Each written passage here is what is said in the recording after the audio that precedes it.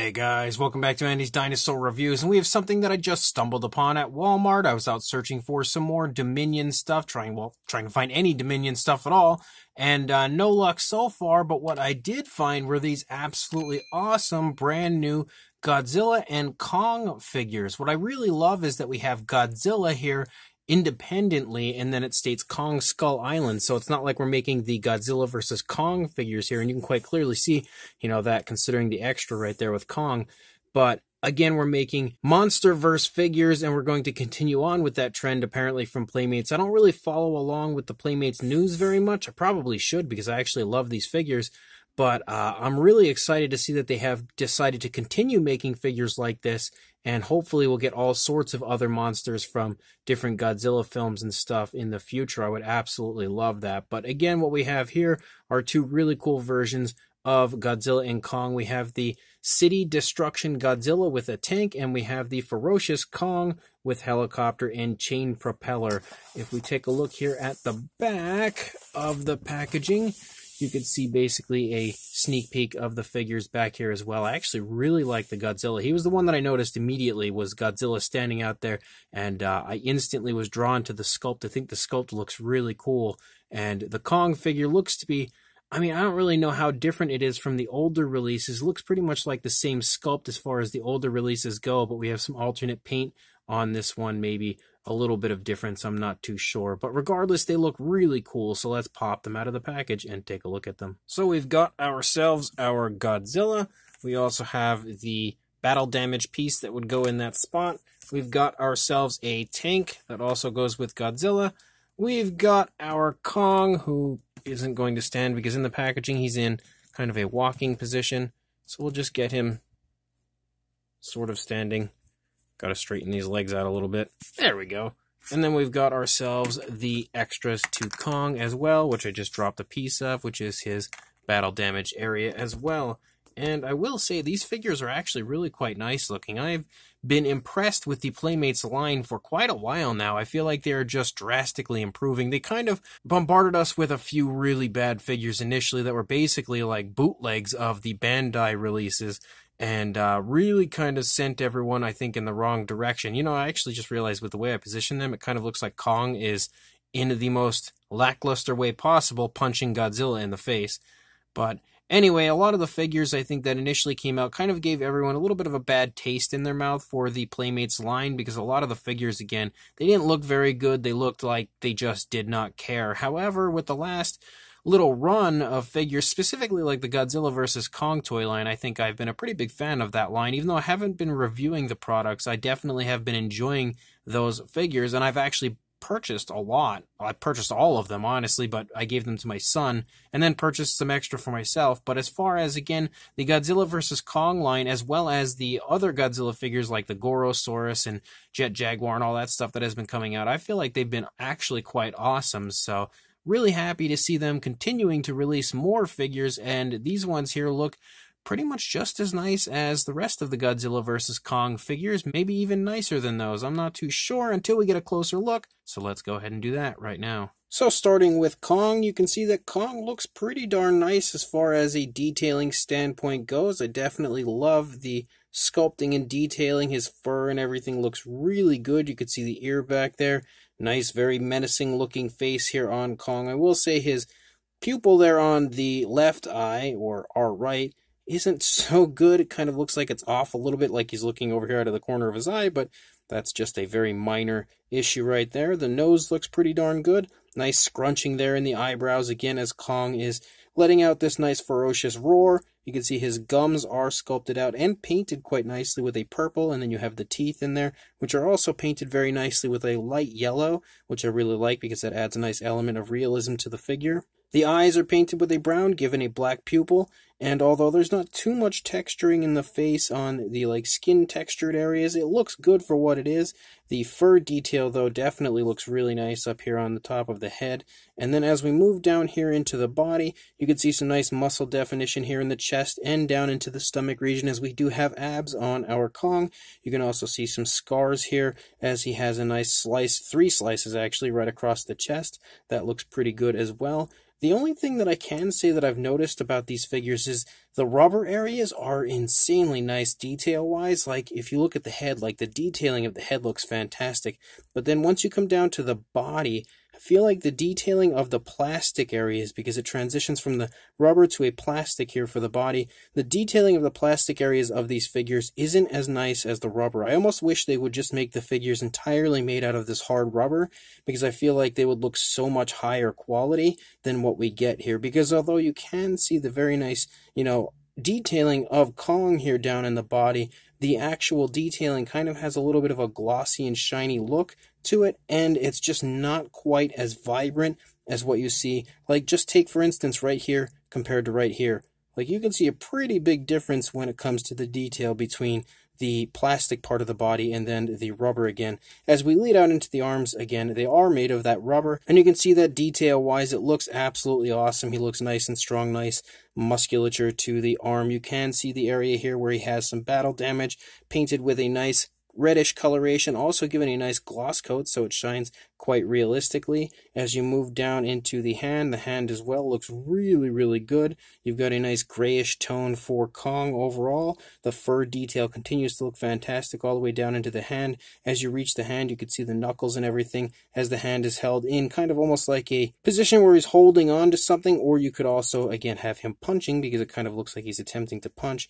Same style of detailing and everything over here for the opposing arm, of course. The hand is definitely in the position. It's really nicely closed over here to deliver a very big punch, similar to the punch that we would see in Godzilla vs. Kong, maybe. But as we move down again into the legs, you can see that the detailing as far as the fur and everything looks pretty much just like what we had seen on the arms and everything. Looks really good. The feet as well look great. We do have some color variation here. As we move down from the top of the body, we transition to a white for the feet. So that's the only area of the body that really seems to have a strong difference in color, because primarily we just have grays. We have a very nice dark gray with a slightly different shade of gray for the chest, as well as, again, slightly different shade of gray for the hands. But then when we come, also the face, actually. But then when we come down here, you can see again that we transition entirely to a white for the feet. Nice smooth transition, nice gray on the underside. Almost looks like they stopped caring here, because you can actually see where like the paint ended for the feet. But again, it looks pretty cool, and one thing that is absolutely awesome about these figures is they are loaded with articulation. You have articulation in the head, which can completely swivel around if you would like to break Kong's neck. You can also lift the arm up really high.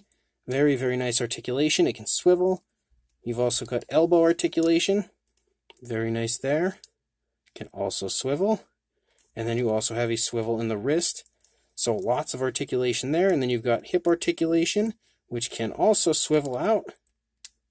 Same deal for the knee. Very nice articulation here. You're not going to be able to swivel the knee, though. There's just no way of that happening. But you can swivel the ankles. So you have, again, a lot of articulation in these figures. I really love the articulation of these newer Godzilla figures. You've also got the extras here with our Kong, and I really like this because I love how it all has kind of like a metallic shine to it. Like, you could see the chain itself has a beautiful metallic look to it, and then this as well has a very nice, very realistic shine to it, and you can see that the texturing as well is incredible throughout the course of that propeller. Like, it looks really good. The extras here are honestly just as nice, I would say, as the figures themselves. That's a very nice extra. And then you have, of course, the little area of battle damage for our Kong, which we'll just throw that on here in a minute. And then we've also got a helicopter, and although the helicopter doesn't really have any decals or anything to it, it has really nice detail to it for the most part for how small it is. Like, it's a pretty darn small helicopter, and it definitely has some pretty decent detail to it. Would have been nice if we had, like, the articulation of the blades up here, because with Godzilla's tank, I'll go ahead and bring his extras in first. With Godzilla's tank, you can actually move the tank around a little bit, but you can't do that with the helicopter. But again, the tank looks really nice. Again, detail-wise, it would be a fun project to, paint these up and make them look a little bit more realistic, because the sculpts are definitely there. The paint, though, of course, is lacking, but you wouldn't really expect a very highly detailed paint job for something like that in a toy set. You can see the battle damage area of Godzilla as well. And then when we actually bring Godzilla up, I really love this Godzilla. He's just so chunky, pretty much exactly like you see on Godzilla. And I really do like the overall design for Godzilla from the newer films. You can see he's got his head turned in a right-leaning position, letting out a vocalization. One thing that I did notice when I picked this up in the store is when you close his mouth, which you can see now I have done, it doesn't look very good. Like, it doesn't match up perfectly. It looks super off. Once the mouth is open, it looks beautiful, but when you try to close the mouth, you can see it just doesn't match up very nicely. So that area of articulation is a little bit of a downside. You can see the eyes are painted with an orange, given a black pupil. You've got the nostrils there on the tip of the snout. Godzilla has a nice kind of a dark blackish type of a color to him, but in some areas you can almost see like a very dark blue. Like in the head, you can really notice it in the right light. He almost has kind of like a dark bluish appearance to him. From a distance, it kind of just looks like a black, but when you're really close and you have him in a nice light, he kind of has, again, like a dark bluish type of a coloration. You can see that the detailing, though, looks fantastic. And yet again, in the rubber areas, I think it looks better than you see in the plastic. Like right here, as you move down the neck, you can see some nice creasing and everything in the neck due to the turn in the head and neck of Godzilla. And as you reach the body, you can see the overall quality of the sculpt instantly changed because you go from the nice rubber to the plastic, and then the detailing, although still looking pretty nice, is muted and glossy and just doesn't shine as nicely as it does, say, here in the arm. And once you come back to the arm, like, look at how great that detail looks. That is super, super visually appealing. You have a nice brownish tone of color running down the arm right there. You have some orange here on the underside of Godzilla, but a nice brown out here. You can see that the underside of the arm is just as nicely detailed as you see everywhere else. Same deal with the palm of the hand.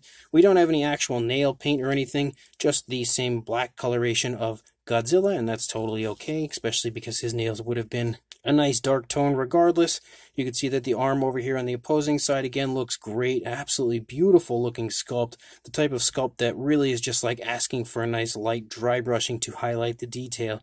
I feel like if you look over here on this side, you can kind of see that bluish tone a little bit nicer. And you can see more incredible sculpt and detail here in the throat region of Godzilla. Very big bulky throat and very big bulky neck. As you move up, you can kind of see the skin there turning with the turn in the head and neck and stretching, which is a nice touch. As you lead up here into the classic spines of Godzilla, you can see that we start to transition to an orange. And as you move down the course of the figure, of course, it all looks incredible detail-wise because, again, we have that rubber for that area, just like we see in the arm and the head and everything else, the tail, well, part of the tail, and it looks really good. The detail is super vibrant, very much so pops on the sculpt, but we have, again, more beautiful orange tones as you move down, and I love how they transition from the orange to black on the outer edges, and that looks really cool. I think it highlights the spines of Godzilla in a really nice naturalistic way, even though Godzilla is not technically a natural creature, but I think it looks lifelike. It looks really good. The transitions back and forth also looks really nice.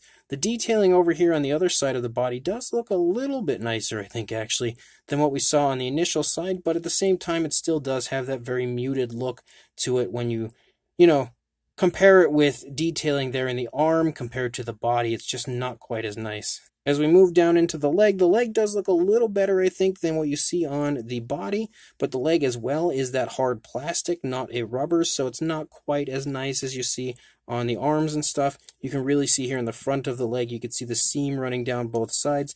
Again, that's not something that really bothers me. I kind of expect that type of thing when it comes to this style figure. You can see more of that orangish tone. It's like a red orange, actually, running down the front of the thigh of both legs of Godzilla. As you move down into the foot, you can see the toes and everything are actually posed in different positions, like the toes are turning and everything. That's pretty neat. A little attention to detail there on the part of Playmates. I definitely like that. And then as we move back up here, you can see as we move down the course of the tail, again, the detailing continues to look pretty much the same as you've seen throughout the rest of the plastic areas of Godzilla until you transition to the tail. And look at how much of an increase in detail we get there once we hit the rubber tail, because we are going from the plastic again out to the rubber, and the detail just amplifies drastically once you reach that rubber area and you lead out here into the really nice tail as it comes up in a nice curve. It has a very sharp curve. It's hitting the ground and then coming up almost vertically, and you can see that looks really good. Very nice detailing here on the underside. Again, you can really pick out those dark bluish tones on the tail. just like you see in the face and everything. So the Godzilla is absolutely awesome. It also does have some very fun articulation, but not quite as much as you see on Kong. You do have the articulated jaw, which I've shown you already. We have articulation in the neck, though it's kind of posed with its head turning, so once you turn the neck, it doesn't look all that great. You do have articulation in the arms, just, kind of a swivel. You could go, if the leg and everything wasn't in the way, you can go all the way around. We don't have, like, wrist articulation or anything. We do have articulation in the legs, though it doesn't move that much. Like, that's about all you get. Let's check out the other one. The other one moves a little bit further, so you do have a little bit more articulation. And then, again, articulation in this arm. And then you also have articulation here in the tail, which you can completely swivel that around as well to kind of pose Godzilla however you would like.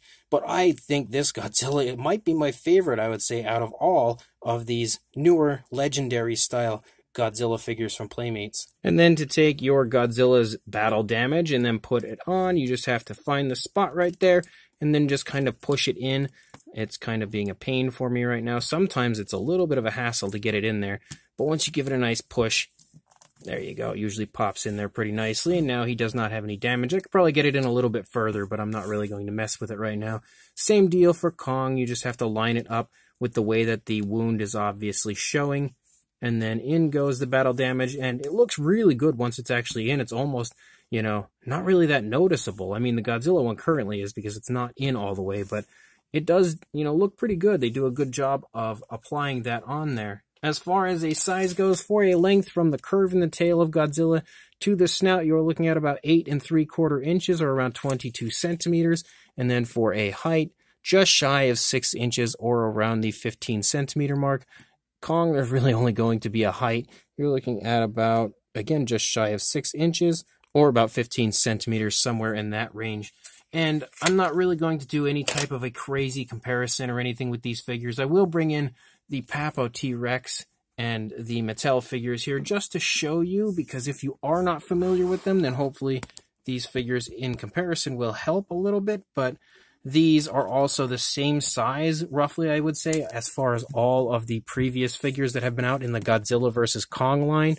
And that line's been out for quite a while, so at this point I would like to think you probably have a pretty good idea of the size, but if you do not, then these figures here are a nice stand-in to help you out. So these brand new Godzilla and Kong figures from Playmates are actually really quite nice, even though there are some areas of the bodies and everything that are slightly muted detail-wise in the plastic areas.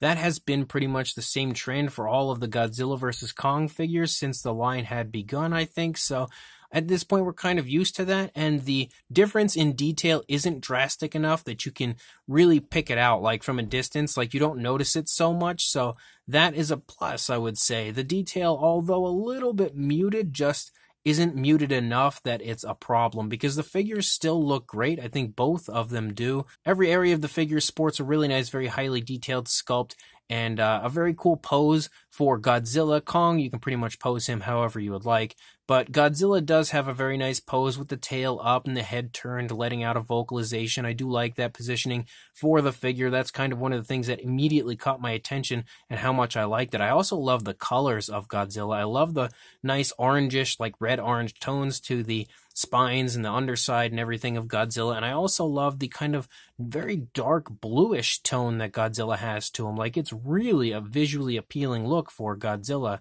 Kong as well sports some nice coloration, as he has like a grayish brown type of a look to him, and he looks pretty cool. The coloration isn't anything incredible, but all of the paintwork, aside from that one pupil, seems pretty nice and precise, and it's all applied very nicely as well. Of course, both figures sport a lot of articulation. They have some really fun extras, which are pretty close to as nice as the figures themselves. So as a whole, these are definitely two really cool releases from Playmates, and definitely something that if you are a Godzilla or Kong fan, I highly recommend picking up. So make sure you head to your local Walmart, because that's where I found mine. Pick yourself up some of these if they are there. They should be soon if they are not, because my Walmart that I had found these at was just putting them out when I walked in, so I just had some really good timing. So if they're not there yet, they should be soon. Make sure you pick them up when you do in fact find them, and make sure you like, comment, and subscribe, and I will see you in the next review. Thanks for watching.